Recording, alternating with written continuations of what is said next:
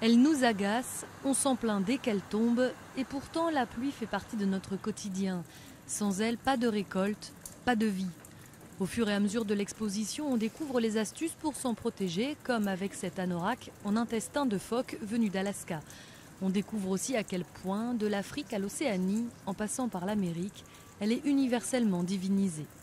Dans les différents panthéons, les dieux les plus importants, c'étaient les dieux de la pluie. Tlaloc chez les Aztèques du Mexique, Zeus dans la Grèce antique, Indra dans l'Inde brahmanique, sont des dieux particulièrement importants et ce sont, entre autres fonctions, pas uniquement, mais des faiseurs de pluie.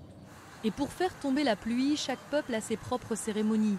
Flûtes sculptées en Amérique latine, poupées en Inde ou encore des danses de marionnettes au Mali. Avec à chaque fois une corrélation très forte entre pluie et fécondité, les mêmes rituels servant souvent au mariage. La préparation de l'exposition a révélé quelques surprises. J'ai découvert quelque chose que je n'imaginais pas à ce point, c'est l'importance des représentations symboliques de la pluie à travers des animaux et également, plus étonnant, à travers des minéraux. Comme par exemple ce caillou en forme de nuage ou ces grenouilles posées sur un tambour.